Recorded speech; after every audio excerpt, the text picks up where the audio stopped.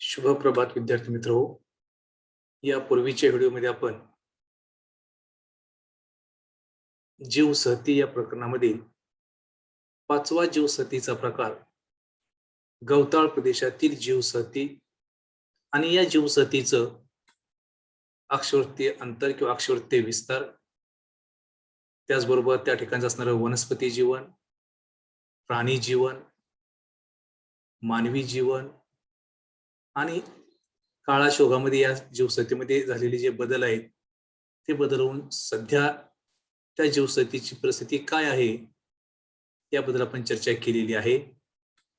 आज आपण याच प्रकरणातील प्रकरण क्रमांक 8, त्याचं नाव आहे घटकाचं जीवसहती, जे याच प्रकरणातील जो पुढचा जीवसहतीचा प्रकार आहे त्या प्रकाराबद्दल आपण चर्चा करणार आहोत. या प्रकाराचं नाव आहे तैगा किंवा यालाच बोरियल जीवसहती असं याला संबोधलं जातं. तर याच्या बाबतीत आपल्याला आज सविस्तर चर्चा करायची आहे. आता या जीवसहतीचं जे असणारं स्थान विस्तार आहे किंवा जो अक्षवृत्तीय विस्तार आहे याची चर्चा करत असताना या जीवसहतीचं वितरण जगाच्या नकाशावरती कोणत्या दोन अक्षवृत्तांच्या दरम्यान झालेलं आहे हे पाहणं सुरुवातीला आपल्याला उपयुक्त ठरेल. या जीवसहतीचं जे असणारं वितरण आहे हे वितरण इथं दिलेलं आहे बघा. केवळ उत्तर गोलार्धामध्येच ही जीवसहती जी आहे ही जीवसहती आपल्याला काय होते आढळते. दक्षिण गोलार्धामध्ये ही जीवसहती आपल्याला आढळत नाही.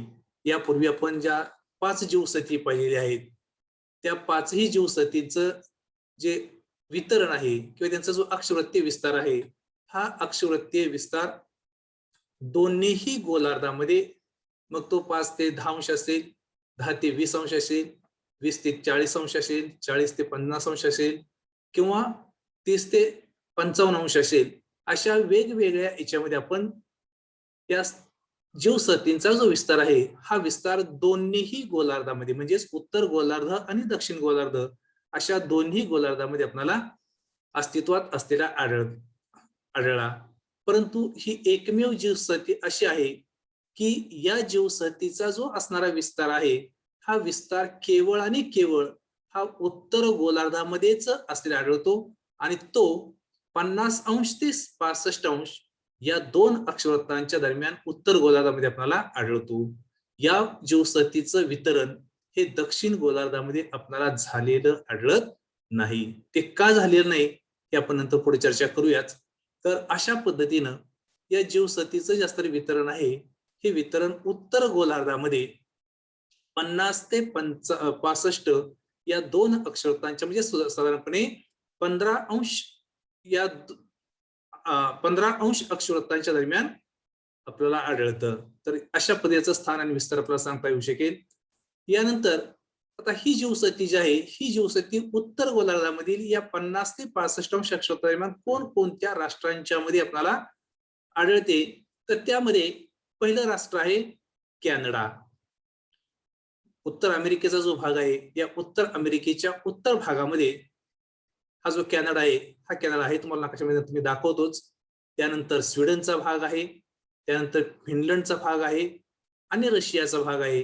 अशा या उत्तर गोलार्धातील 4 राष्ट्रांच्या मध्ये 4 प्रदेशांच्या मध्ये या जीवसहतीचं जे असणारे वितरण आहे हे वितरण झालेलं आपल्याला आढळतं. या ठिकाणी हा नकाशा तुम्हाला दाखवतोय. या नकाशामध्ये आपल्याला काय होतं, नकाशा आराखड्यामध्ये एखादी जीवसहती कोणत्या प्रदेशामध्ये वितरित झालेली आहे हे विचारलं जाऊ शकतं, तर ते आपल्याला माहित असणं गरजेचं आहे. मग ही जी काही तैगा जीवसहती आहे ही जीवसहती उत्तर गोलार्धामध्ये कोणत्या प्रदेशामध्ये आपण आता राष्ट्र पाहिलीच, परंतु ती कशी आहे हे आपल्याला दाखवतोय मी. या नकाशाच्या खालच्या बाजूला या दाखवलेलं बघा, तैगा किंवा बोरियल वने हा जो डार्क काळा भाग दाखवलेला आहे या डार्क काळ्या रंगानं ही जीवसहती दाखवलेली आहे. मग आता याच्यामध्ये पहिलं राष्ट्र आहे पहा, एक कॅनडा.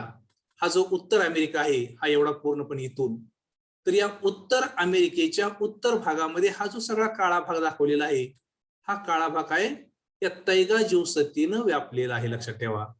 त्यानंतर स्वीडन हा जो उत्तरेकडच्या भागामध्ये हा जो भाग दिसतोय हा स्वीडनचा भाग आहे. इथं हा फिनलंडचा भाग आहे आणि हा पूर्णपणे हा जो इकडचा भाग दिसतोय हा पूर्णपणे काय रशियाचा भाग आहे. हा वरच्या भागामध्ये युरेशियाचा भाग थोडासा आहे आणि हा रशिया किंवा याला युरेशिया म्हटलं सुद्धा चालेल. तर अशा पद्धतीनं या उत्तर गोलार्धामध्येच साधारणपणे 50 अंश अक्षरांच्या उत्तरेला साधारणपणे 65 अंश अक्षरांपर्यंतचा हा भाग आपल्याला आढळतो. तर अशा रीतीने या ठिकाणी ही जीवसती ही केवळ उत्तर गोलार्धामध्येच आपल्याला या 4 राष्ट्रांच्या मध्ये ही जी 4 राष्ट्र आहेत या 4 राष्ट्रांच्या मध्ये आपल्याला काय होते पाहायला मिळते. यानंतर या जीवसतीचं जे वनस्पती जीवन आहे हे वनस्पती जीवन कशा प्रकारचं आहे. आता आपण पाहिलं की जे हवामानाचे जे 3 कटिबंध आहेत त्या 3 कटिबंधामध्ये आपण पाठीमागच्या व्हिडिओमध्ये पाहिलं होतं की 0 ते 23.5 उत्तर व दक्षिण हा उष्ण कटिबंध आहे. 23.5 ते 66.5 दोन्ही गोलार्धामध्ये जे अक्षरवृत्त आहे त्यांच्या दरम्यानचा जो भाग आहे तो समशीतोष्ण कटिबंधाचा आहे आणि 66.5 ते ध्रुवीय भाग हा शीत कटिबंधाचा असलेला आपण आढळतो. तर ही जी जीवसती आहे ही आपण पाहिलं आता की 50 ते 65 अंश अक्षरवृत्ताच्या दरम्यान म्हणजे ध्रुवाला लागून म्हणजे समशीतोष्ण कटिबंधानंतरचा जो काय भाग आहे या भागानंतर ही जीवसती आपल्याला पाहायला मिळते.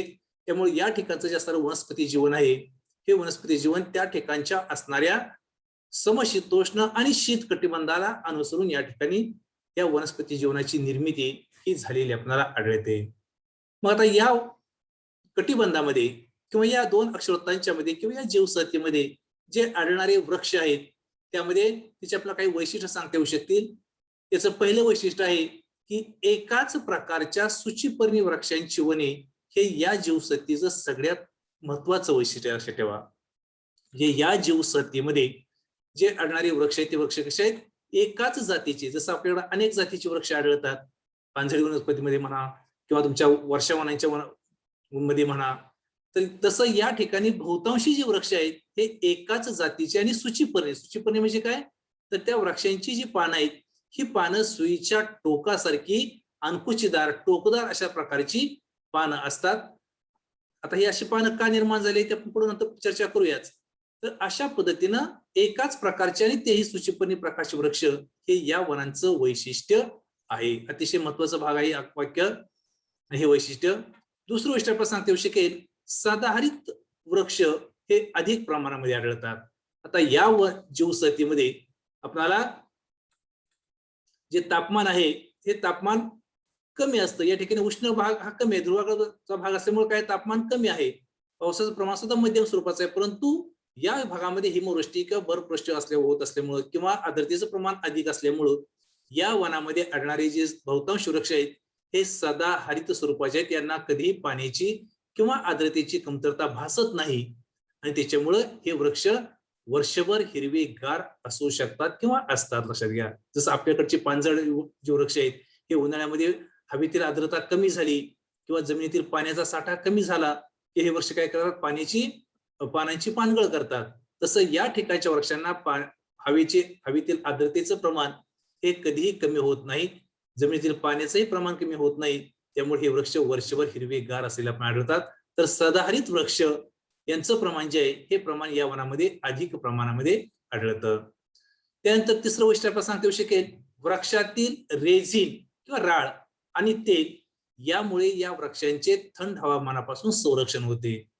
तर या मुळातच वृक्षांच्या मध्ये तेलाचा जो अंश आहे राळ याला रेझिन किंवा राळ असं म्हणतात किंवा जो तेलाचा अंश आहे मग त्यामध्ये पानं असतील खोड असेल साल असेल तर या वृक्षाच्या सर्व घटकांच्या मध्ये काय असतं तेलाचं प्रमाण अधिक असल्यामुळे या ठिकाणी हे जे वृक्ष आहेत हे वृक्ष थंड हवेपासून शीत हवेपासून या ठिकाणी काय होतात संरक्षित राहू शकतात. कारण तेलावरती या हवामानाचा फारसा परिणाम होत नाही आणि त्यामुळे वृक्षांची योग्य पद्धतीने या ठिकाणी वाढ होऊ शकते. वृक्षावरती कुठल्याही प्रकारचा हवामानाचा विपरीत परिणाम हा होऊ शकत नाही. तर अशा पद्धतीनं आपल्याला या वनातील जे वृक्ष आहेत या वृक्षांची ही 3 वैशिष्ट्ये हे आपल्याला सांगता येऊ शकतील मित्रांनो. त्यानंतर या वनामध्ये आढळणारे जे वृक्ष आहेत त्या वृक्षांची जी पानं आहेत ही पानं कशा प्रकारची असतात तर मगाशी तुम्ही सांगितल्या पद्धतीनं या वनातील वृक्षांची जी पानं आहेत ही पानं मेनचट असतात. मेंचर म्हणजे काय तर साधारणपणे तेलकट. आपण इथं वरती पाहिलं की त्या वृक्षांच्या मध्ये राळ आणि तेल याचा अंश असल्यामुळं हे वन हे वृक्ष थंड हवेपासून, शीत हवेपासून सुरक्षित राहू शकतात. तर या वनाची जी पानं आहेत ती पानं मेंचर स्वरूपाची किंवा तेलकट स्वरूपाची असतात की जेणेकरून या वनामध्ये जे पडणारा हिम आहे किंवा बर्फ आहे, हे पडलेलं बर्फ या पानांच्या वरती तसंच साचून न राहता तेलकटपणामुळे ताबडतोब काय होतं, पडलेलं बर्फ पानावरून घसरून खाली येतं आणि त्यामुळे पानांना किंवा त्या झाडांच्या फांद्यांना कोणत्याही प्रकारची इजा होत नाही, त्याच्यावरती बर्फ साचत नाही, फांद्या मोडू शकत नाहीत. तर अशा पद्धतीने या झाडाचा सगळाच भाग हा राळयुक्त आणि तेलयुक्त असल्यामुळं, पानही तेलकट असल्यामुळं त्या ठिकाणी काय होतं, हे पडलेलं हिम ताबडतोब खाली घसरून येतं आणि त्या ठिकाणी त्या पानांचं संरक्षण, झाडांचं संरक्षण हे होऊ शकतं. दुसरा प्रकार घटक आहे की या वृक्षाची जी पानं, ती पानं कशी असतात, अनकुचीदार असतात, टोकदार असतात. टोकदार पानामुळे काय होतं, तर या ठिकाणी पडलेलं हिम जे आहे ते हिम काय होतं, ताबडतोब खाली घसरून जाण्यासाठी मदत होते. पानं रुंद असत नाहीत, लक्षात घ्या. रुंद पान असेल तर समजा केळीचं पान रुंद असतं किंवा तुमचं वडाचं पान असेल, अशी जी पानं आहेत तर तशी पानं या वृक्षाची नसतात. पानं अरुंद असतात आणि जी आहेत पानं ती सुद्धा अनकुचीदार किंवा टोकदार असल्यामुळं त्या पानांच्या टोकावरती पडलेलं हिम आहे त्याचं विभाजन होतं आणि त्या ठिकाणी ते हिम खाली वाहून जाण्यासाठी याचा फायदा होतो. त्यानंतर पुढचं आपल्या त्या पानांच्या बाबतीत सांगता येईल वृक्षाच्या, की फांद्या ज्या आहेत या वृक्षांच्या, या फांद्या जमिनीच्या दिशेने झुकलेल्या असतात. जसं आपल्या वनांच्या झाडांची जे फांद्या आहेत त्या फांद्या अवकाशाकडे वरती उंच गेलेल्या आढळतात, तसं त्या वृक्षाच्या ज्या काही फांद्या आहेत या फांद्या जमिनीच्या बाजूला झुकतात, कारण जेणेकरून जर वरती गेलं तर त्याच्यावरती हिम साठेल, बर्फ साठेल, फांदीची मोडतोड होऊ शकेल. त्याच्यामुळं नैसर्गिकरित्याच या फांद्या जमिनीकडे झुकलेल्या असल्यामुळं ताबडतोब त्या फांद्यांना तीव्र उतार निर्माण होतो आणि उतार झाल्यामुळं या फांद्यांच्या वरती पडलेलं जे हिम आहे ते हिम, पानावरती पडलेलं जे हिम आहे ते हिम हे ताबडतोब जमिनीवरती खाली घसरून जावं, या हेतूनही नैसर्गिकरित्या या फांद्यांची रचनाच ही जमिनीकडे झुकलेल्या स्वरूपामध्ये ही निर्माण झालेली आपल्याला आढळते. त्यानंतर हे जे वृक्ष आहेत हे वृक्ष टोकाकडे निमुळते होत गेले असतात. आता आपल्याकडचे जे वृक्ष आहेत कसे असतात, वरच्यावर त्यांचा विस्तार वाढतो, तसं याचं नाही. याची या वृक्षांची उंची वाढते, परंतु जसं वृक्ष शेंड्याकडे जातील, टोकाकडे जातील, तस तसं या वृक्षांचा आकार चिंचोळा, निमुळता किंवा शंकूसारखा झालेला आढळतो आणि शंकूसारखा झाले असल्यामुळे यावरती पडलेले जे हिम आहे ते हिम सुद्धा खाली ताबडतोब वाहून जातं किंवा खाली घसरून जाऊ शकतं. तर अशा पद्धतीनं या नैसर्गिक अशा या शीत हवामानामध्ये किंवा हिमवृष्टी होणाऱ्या या प्रदेशामध्ये या वृक्षांची कोणत्याही प्रकारची नासधूस होऊ नये, त्यांची फांद्या मोडू नयेत, पानावरती बर्फ साठून त्या ठिकाणी त्या फांद्या खाली वाकू नयेत, या सर्व घटकांच्या हेतूनं नैसर्गिकरित्या या ठिकाणी या वृक्षांची जी पानं आहेत ती पानं मेंचट असतात. त्यानंतर ती पानं अंकुचीदार असतात. ज्या फांद्या त्या फांद्या जमिनीकडे झुकलेल्या असतात आणि या वृक्षांचा जो आकार आहे हा आकार शंकूसारखा त्रिकोणी परंतु टोकाकडे निमुळता झालेला असतो. तर अशा पद्धतीने या ठिकाणी हे वृक्ष आहे ते वृक्ष शंकूच्या आकाराचे असलेले आपल्याला पाहायला मिळतात. यानंतर तर यामध्ये कोणकोणते वृक्ष आढळतात हे पण आपल्याला महत्वाचं ठरेल.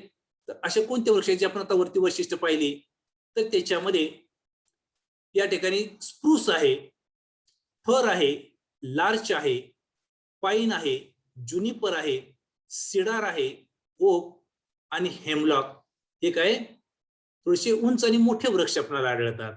तर त्याच्या बरोबरीनच रासबेरी, सालनबेरी, त्यानंतर गुझबेरी, स्ट्रॉबेरी, ब्लूबेरी या इत्यादी जी बोराच्या आकाराची जी फळं आहेत ती फळं असणारी अशा प्रकारचे बेरीचे म्हणजेच बोरासारखी जे काही ज्या वृक्षांना फळं येऊ शकतात अशी जे काही वृक्ष आहेत ती वृक्ष या ठिकाणी आपल्याला पाहायला मिळतात. मग असे जे कोणकोणते वृक्ष आहेत आपण एक चर्चा करूया. तर उदाहरणार्थ पहिला जो वृक्ष आहे हा स्प्रूस वृक्ष आहे. आता याचा जर आपण आकार पाहिला तर या ठिकाणी हा शंकूसारखा आकार दिसतोय बघा. याचा जो माथ्याकडचा भाग आहे किंवा टोकाकडचा भाग आहे तो निमुळता आहे आणि खालचा जो भाग आहे तो थोडासा रुंद आहे दिसतोय बघा इथं. म्हणजे त्रिकोणी आकाराचा किंवा शंकूच्या आकाराचा या वृक्षांचा आकार काय असतो आपल्याला आढळतो. वरती आपण जे वैशिष्ट्य पाहिली त्याच्यामध्ये आपल्याला लक्षात येईल. तर अशा पद्धतीनं हा स्प्रूस जातीचा जो वृक्ष आहे या वनातला जो केसो सदाहरित आहे तो या प्रकारचा वृक्ष आपल्याला त्रिकोणी स्वरूपामध्ये आढळतो आणि त्रिकोणी असल्यामुळं याच्यावरती जे पोरून पडणारे जे हिम आहे, बर्फ आहे, हे बर्फ काय होतं ताबडतोब खाली घसरून जातं आणि त्या ठिकाणी वृक्षांची मोडतोड नासधूस होऊ शकत नाही. त्यानंतर दुसरा वृक्ष आहे पहा, फर. हा सुद्धा वृक्ष पहा आपल्या शाळेमध्ये अशा प्रकारचा वृक्ष आहे बघा. तर हा सुद्धा वृक्ष उंच वाढतो, परंतु याचा विस्तार मात्र होत नाही. लक्षात घ्या, याचा जो आकार आहे तो आकार बघा, हा शंकूसारखा आकार झालेला आहे.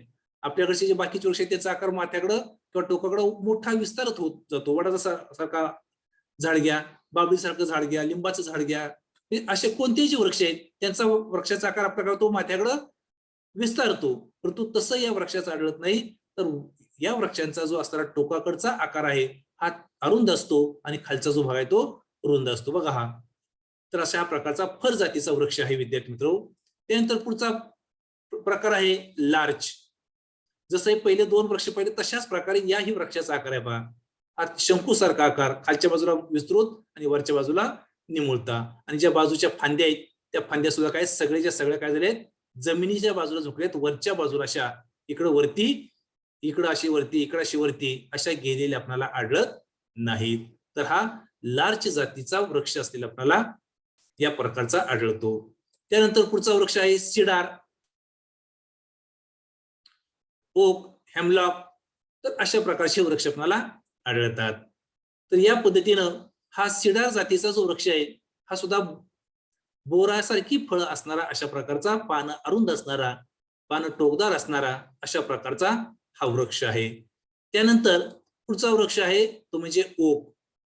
हा जो ओक वृक्ष आहे हा याचं खोड दिसते बघा, आणि याचा माथा वरच्या बाजूला एकदम टोकाकडे आहे. याची फांद्या ज्या आहेत या सगळ्या फांद्या बघा खालच्या बाजूला झोपली आहेत बघा, दिसतात का या. तर अशा पद्धतीनं याचे सुद्धा फांद्या या जमिनीकडे झुकलेल्या आढळतात आणि वरती टोकाकडे वृक्षाचा विस्तार हा अरुंद किंवा छोटा किंवा चिंचोळा हा झालेला आपल्याला आढळतो. आणि शेवटचा वृक्ष आहे तो म्हणजे हेमलॉक. तर हे जे हेमलॉकचं जे झाड आहे हे सुद्धा हे याच प्रकारचं असं आढळतं. याची शेती जी आहे ही शेती या वनामध्ये लोक शेतकरी किंवा त्याच्या वसाहतीमध्ये असणाऱ्या ज्या मानवी जमाती आहेत याची काय करतात, शेती ही करत असतात. तर अशा पद्धतीनं या ठिकाणी हे 6 प्रकारचे प्रमुख वृक्ष हे आपल्याला या जीवसृष्टीमध्ये पाहायला मिळतात. त्यानंतर जे बेरीसारखी जी फळं येणारी वृक्ष आहेत किंवा जे बोरासारखी फळं येणारी जे वृक्ष आहेत त्याच्यामध्ये पहिलं वृक्ष आहे तो म्हणजे रासबेरी. या ठिकाणी दिसते बघा लाल लाल अशा प्रकारची फळं दिसतात सगळी. तर हा रासबेरीचा हा वृक्ष आहे, लक्षात ठेवा. याचा वापर मानवी जीवनामध्ये विविध कारणासाठी हा केला जाऊ शकतो किंवा केला जातो. ही फळं जी आहेत ती फळं खाल्ली जातात, त्याच्यापासून विविध प्रकारचे पदार्थ हे निर्माण केले जाऊ शकतात. तर अशा प्रकारे हा रासबेरीचा हा वृक्ष आहे. बेरी म्हणजे बोर. तर बोर वर्गीय जी काही फळं आहेत सगळी यांचा समावेश या बेरीमध्ये केला जातो. त्यानंतर दुसरा वृक्ष आहे तो म्हणजे सालन बेरी. ही बघा सालन बेरीची जी फळं आहेत ही फळं खाण्यासाठी याचा उपयुक्त वापर हा केला जाऊ शकतो. त्यानंतर पुढचा वृक्ष आहे ते म्हणजे गुजबेरी. जसं आपल्याकडे आवळा असतो तशा आवळ्या प्रकारचा वृक्ष, याची पानं बारीक दिसतात बघा एकदम छोटीशी, आणि हे आवळ्यासारखं फळ असणारं अशा प्रकारचा हा वृक्ष आहे. आवळ्याचाच हा प्रकार आहे आपल्याकडच्या, तर त्याला नाव त्या भागामध्ये काय दिलंय, गुजबेरी असं या वृक्षाचं नाव आहे. आणि शेवटचा घटक आहे वृक्ष प्रमुख तो म्हणजे स्ट्रॉबेरी. आपल्या सर्वांना माहितीच आहे की आपल्या महाबळेश्वर या ठिकाणी जे शीत हवामान आहे, थंड हवामान आहे, या थंड हवामानामुळे या ठिकाणी स्ट्रॉबेरीचं उत्पादन घेतलं जातं. आणि हा जो तैगा प्रदेशाचा भाग आहे तो सुद्धा हा शीत हवामानाचा किंवा थंड हवामानाचा असल्यामुळं या ठिकाणी याचंही उत्पादन मोठ्या प्रमाणामध्ये होऊ शकतं. तरी जी लाल लाल फळं दिसत आहेत ही स्ट्रॉबेरीची आहेत. बेरी म्हणजे बोर, बोरी सारख्या आकाराची फळं, ही आंबट गोड अशा प्रकारची फळं असलेली आपल्याला हा वृक्ष ही या वनामध्ये मुबलक प्रमाणामध्ये पाहायला मिळतो. आणि शेवटचा घटक आहे तो म्हणजे ब्लूबेरी. दिले बघा नाव लाल रंगामध्ये ब्लूबेरी.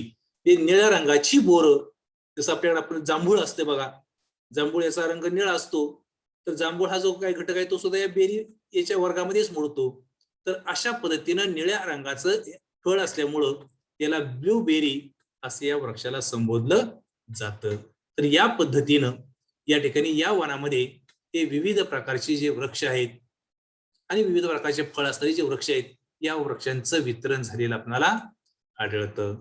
याच्यानंतर जे या ठिकाणचं असणारं प्राणी जीवन आहे, हे प्राणी जीवन कशा प्रकारचं असेल याची आपण थोडीशी चर्चा करणं गरजेचं आहे. तर या प्राणी जीवनामध्ये या ठिकाणी शीत हवामान आहे आणि वृक्षांचं प्रमाण कसं आहे, मध्यम स्वरूपाचं आहे. मध्यवर्ती भागामध्ये गवताळ पूर्णही थोड्याफार प्रमाणामध्ये आढळतात. त्यामुळे या ठिकाणी प्राणी जीवन हे थोड्याफार प्रमाणात आपल्याला पाहायला मिळतं. आता या विभागामध्ये आढळणारे जे प्राणी आहेत, ते प्राणी त्यांची वैशिष्ट्ये जी आहेत, ती वैशिष्ट्ये कोणकोणती आहेत हे आपल्याला पहिला सांगणं गरजेचं आहे. तर या भागामध्ये आढळणारे जे प्राणी जे आहेत, त्या प्राण्यांची जी काही कातडी आहे, ही कातडी जाड असते. आता जाड कातडी का आहे किंवा का असू शकेल, तर याचा प्रकार सांगता येऊ शकेल की हा जो गवताळ प्रदेश आहे, हा जो तैगा प्रदेश आहे, हा कसा आहे, शीत कटिबंधाला लागून असणारा किंवा शीत कटिबंधामध्ये अति कमी तापमान असणारा असा प्रकारचा प्रदेश असल्यामुळं या ठिकाणी या कमी तापमानामध्ये या प्राण्यांना जिवंत राहता यावं यासाठी निसर्गदत्त अशा प्रकारची देणगी या प्राण्यांना मिळाली आहे. आणि त्यामुळे या कटिबंधामध्ये, शीत कटिबंधामध्ये जिवंत राहण्यासाठी ज्या प्राण्यांची कातडी जाड आहे, असेच प्राणी या प्रदेशामध्ये जिवंत राहू शकतात. त्यामुळं या प्रदेशामध्ये असणारी प्राण्यांची जी कातडी आहे, ही कातडी जाड असते. त्यानंतर त्या प्राण्यांचे जे काही अंगावरती केस आहेत, हे केस जास्त असतात, केसाळ प्राणी असतात, दाट केस असल्यामुळं, भरपूर केस असल्यामुळं या शीत हवामानापासून काय होतं, त्या प्राण्यांचं संरक्षण होऊ शकतं. तर अशा प्रकारे कातडी जाड आणि केसळ जे प्राणी आहेत, तेच प्राणी फक्त या जीवसृष्टीमध्ये आपल्याला पाहायला मिळतात. कोणकोणते प्राणी याच्यामध्ये आपल्याला आहेत, तर याच्यामध्ये जे तृणभक्षक प्राणी आहेत, या तृणभक्षक म्हणजे गवतावरती जगणारे. मग मी सांगितलं की या ठिकाणी वनस्पती मध्यम स्वरूपाची आहे, मध्यवर्ती भागामध्ये गवताळ पूर्ण आपल्याला पाहायला मिळतात. तर त्या गवतावरती आधारित अशा पद्धतीने जे काही तृणभक्षक प्राणी आहेत, गवतावरती जे काही जगणारे प्राणी आहेत, तर त्याच्यामध्ये रेनडियर, ग्रिझली, अस्वल आणि कॅरिबू हे जे 4 प्रकारचे प्राणी आहेत, हे 4 प्रकारचे प्राणी जास्त आढळतात. बाकी इतरही प्राणी त्याच्यामध्ये आढळतात, नाही असं नाही, परंतु या 4 प्राण्यांचं जे प्रमाण आहे, हे प्रमाण कसं आहे, जास्त आपल्याला आढळतं. आता हा जो रेनडियर प्राणी आहे, इथं पहिलं दाखवले बघा रेनडियर, तर हा जो प्राणी आहे तो अशा प्रकारचा प्राणी असलेला आपण आढळतो. याच्या अंगावरती केस भरपूर असतात आणि या शिंगाच्या साहाय्याने काय करतो, तो जे बर्फ पडलेलं आहे, ते बर्फ काय करतो, उकरून त्याच्या खाली जे काय असणारे वनस्पती, ते वनस्पती खाण्यासाठी या शिंगांचा वापर तो करत असतो. तर अशा प्रकारचा रेनडियर प्रकारचा प्राणी हा या वनामध्ये आपल्याला पाहायला मिळतो. त्यानंतर दुसरा प्राणी आहे तो म्हणजे ग्रिझली. एक अस्वलासारखाच प्राण्याचा प्रकार आहे हा ग्रिझलीचा. हाही प्राणी काय करतो, आपल्या नखाच्या साहाय्याने बर्फ उकरतो आणि त्या ठिकाणी म्हणजे इतर कालखंडामध्ये जेव्हा गवत नसतं, गवत पूर्णपणे पाण्यात बर्फानं झाकलेलं असतं, त्यावेळेला या नख्यांच्या साहाय्याने काय करतो, तो बर्फ उकरून त्याच्या खालची असणारी जे काही गवत आहे, तो गवत काय करतो, तो खाण्याचा प्रयत्न करतो. त्यानंतर तिसरा प्राणी आहे तो म्हणजे अस्वल. आपल्या सर्वांना माहिती आहे की ग्रिझली आणि अस्वल याचा सारखाच प्रकार आहे. तरी अस्वल सुद्धा काय करतं, याच प्रमाणामध्ये आपल्याला पाहायला मिळतं आणि ते गवतावरती आपली उपजीविका भागवतं. आणि शेवटचा प्रकार आहे तो म्हणजे कॅरिबू. या रेनडियर सारखाच हा कॅरिबूचा प्रकार आहे. जवळपास दोन्ही प्राणी सारखेच आहेत, तो फक्त थोडाफार फरक आहे. तर अशा प्रकारे हे 4 जे प्राणी आहेत, हे 4 प्राणी या तैगा जीवसत्तेमध्ये गवतावरती आपली उपजीविका भागवून आपलं जीवन हे जगत असलेले आढळतात. आता या ठिकाणी तृणभक्षक प्राणी आहेत, म्हणजेच काही प्रमाणामध्ये मांसभक्षक सुद्धा प्राणी असणारच. मग हे जे मांसभक्षक प्राणी आहेत, त्या मांसभक्षक प्राण्यामध्ये कोणकोणते प्राणी आहेत, तर यामध्ये लांडगा, पर्वतीय सिंह, प्युमा आणि पॅन्थर हे 4 प्रकारचे प्राणी काय होतात, या जीवसत्तेमध्ये जास्त प्रमाणामध्ये आपल्याला पाहायला मिळतात.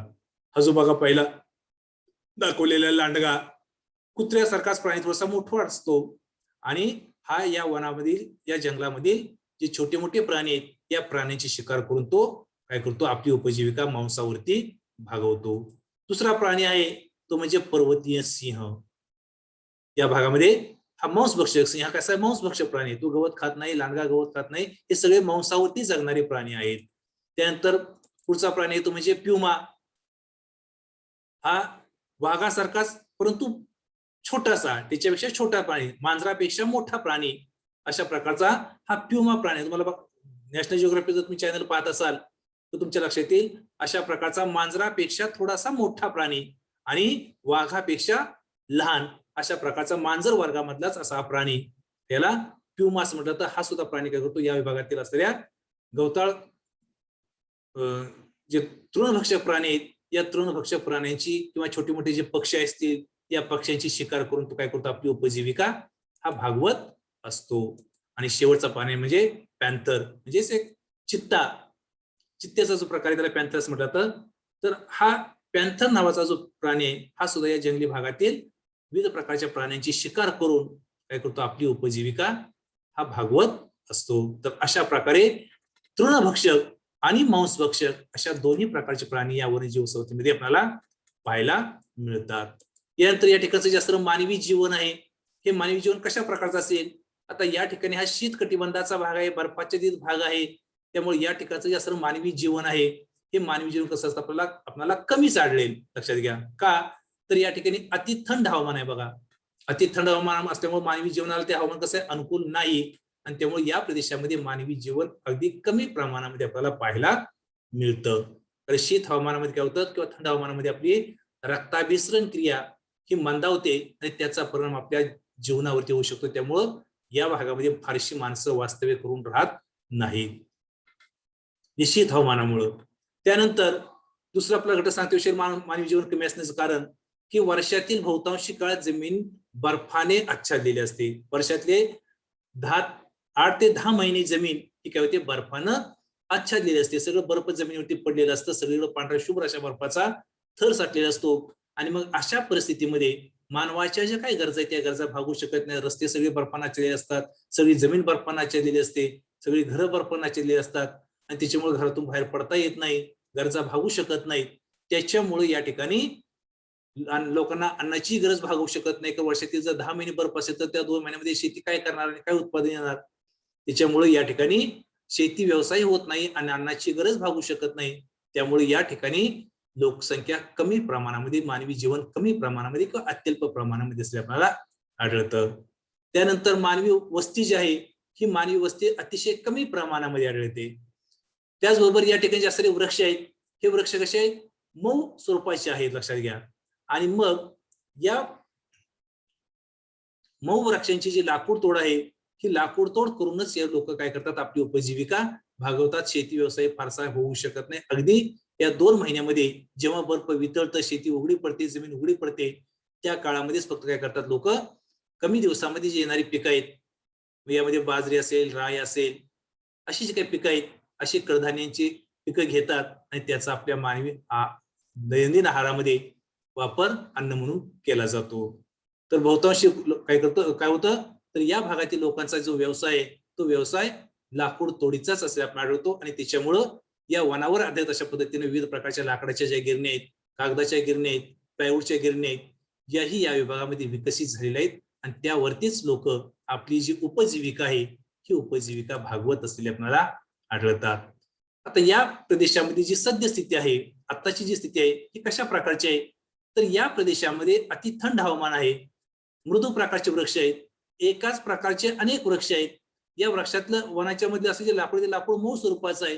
या सर्वांच्या मुळे हे जे 4 घटक आहेत, या सर्वांच्या मुळे काय होतं, या प्रदेशामध्ये मोठ्या प्रमाणामध्ये या ठिकाणी काय होते, लाकूड तोड केली जाते. कारण या लाकडापासून अनेक प्रकारच्या वस्तू ज्या आहेत त्या वस्तू बनवल्या जातात. उदाहरणार्थ लाकडापासून जो लगदा आहे तो लगदा तयार करून त्यापासून कागद निर्मिती केली जाते.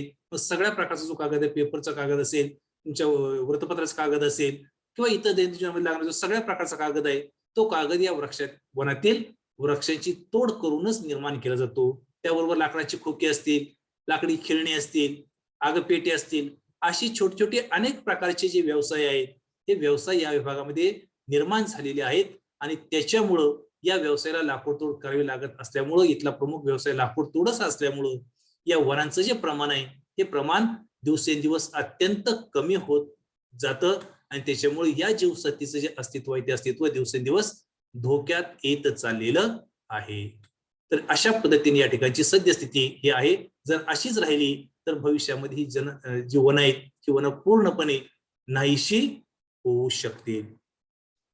आता आपल्या पुस्तकामध्ये बघा दिलेलं आहे बघा, की जरा विचार करा. आता काय विचार करायला सांगितलेलं आहे त्यांनी, तर त्याने एक प्रश्न दिलेला आहे बघा, ही जीवसती दक्षिण गोलार्धामध्ये का आढळत नाही? आपण सुरुवातीलाच पाहिलेल्या विद्यार्थी मित्र की बाकीच्या सगळ्या जीवसतींचं वितरण हे दोन्ही गोलार्धामध्ये, फक्त एकमेव या जीवसतीचंच वितरण जे आहे ते वितरण उत्तर गोलार्धामध्ये 50 ते 65 अंश अक्षवृत्ताच्या दरम्यान आहे. दक्षिण गोलार्धामध्ये जीवसती अजिबात आपल्याला आढळत नाही. तर ती का आढळत नाही त्याचं उत्तर तुम्हाला सांगतो.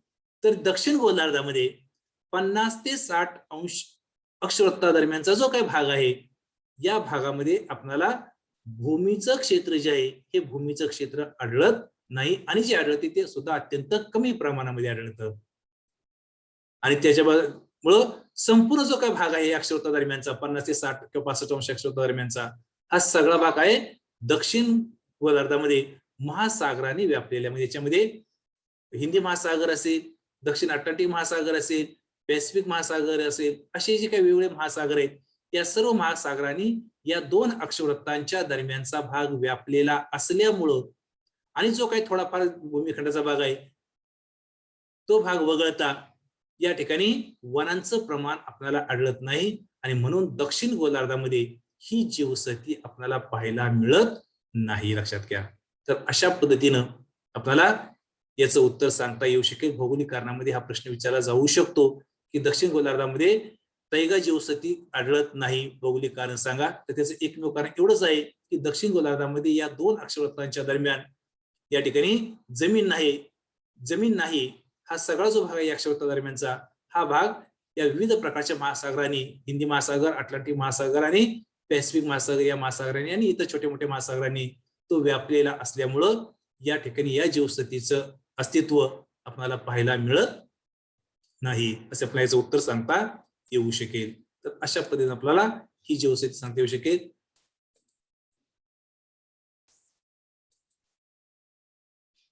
ओके, धन्यवाद.